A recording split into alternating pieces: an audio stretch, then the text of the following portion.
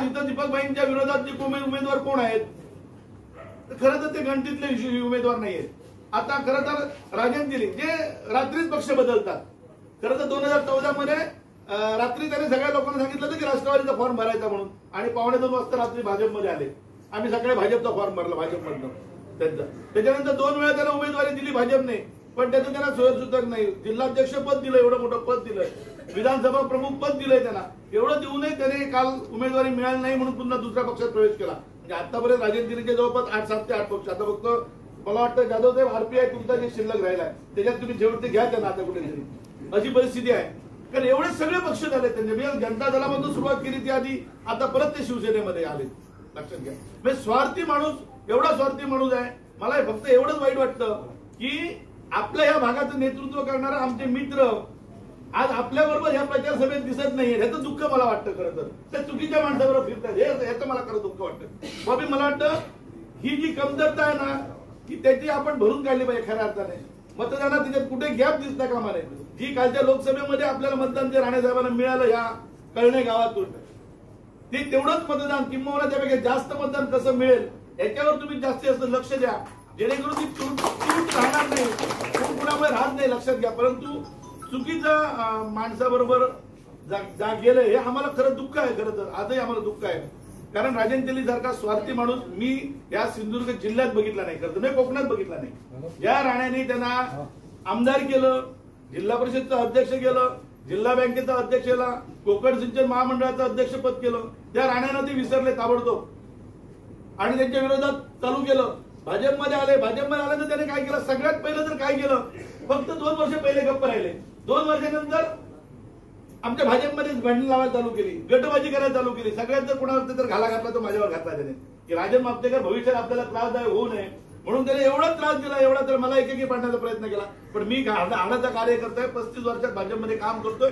हे निव्वळ भाजपसाठी, पक्षासाठी काम करतोय. आम्ही पहिलं राष्ट्र, नंतर पक्ष आणि शेवटी मी, या भावनेत आम्ही. त्यांचं उलट आहे नेमकं, प्रथम पक्ष आपण, नंतर पक्ष आणि मग राष्ट्र. असं हे राजन दिलीनं त्यांना ह्या भागातनं मतं मिळता कामा नये. कारण तुम्हाला सांगतो, आज त्या आमदारकीला उभे राहिले, उद्या भविष्यात चुकून जरी आपण त्याला आमदार केलं तर उद्याचं जरी आपल्या मुलाचं नाव आणून घातलेलं आहे वेंगुर्ल्यामध्ये, अरे तू राहा, तुझा जन्म कुठे, कुडाळ तालुक्यात, राहा हिंमत असेल तर निलेश राणेंच्या विरोधात. तुझं घर कुठे, कणकवलीत, राहा हिंमत असेल तर निलेश राणेंच्या विरोधात. अरे तुला सावंतवाडी तालुक्यात कशाला पाहिजे. आणि आता आपल्या मुलाचं नाव आणून वेंगुर्ल्या तालुक्यात घातलंय त्याने. म्हणजे काय, समजा आता चुकून जर समजा आमदार होणार नाही तर 100 ने 1000% आहे, पण चुकून झाला तर पुढचा आमदार त्याचा मुलगा, आणि त्याचा 2 वर्ष झाल्यानंतर त्याचा मग नातू परत.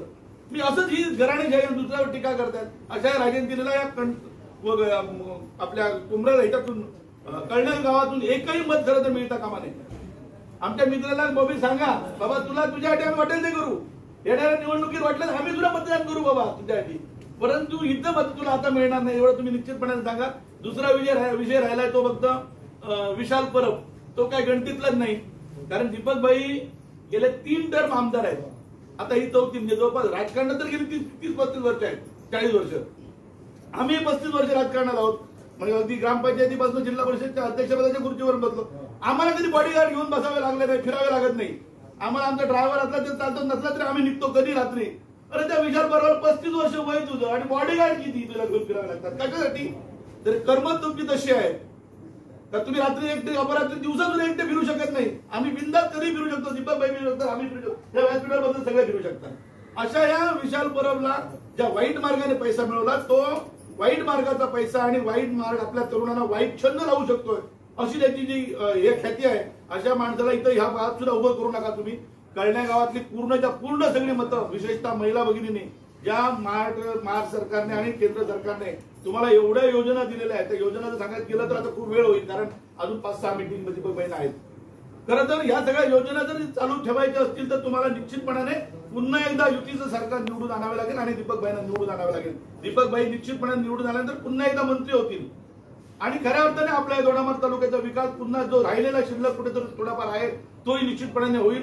एवढी तुम्ही निश्चितपणे सर्वजण पुन्हा एकदा बाबी तुम्हाला विनंती, हात जोडून कळणे गावातील ग्रामस्थांना विनंती करतोय की ही मागच्या लोकसभेच्या मतदानातली टक्केवारी कुठेही कमी करू देऊ नका. फक्त तेवढी काळजी घ्या आणि माझे 2 शब्द संपवतो. जय हिंद, जय महाराष्ट्र.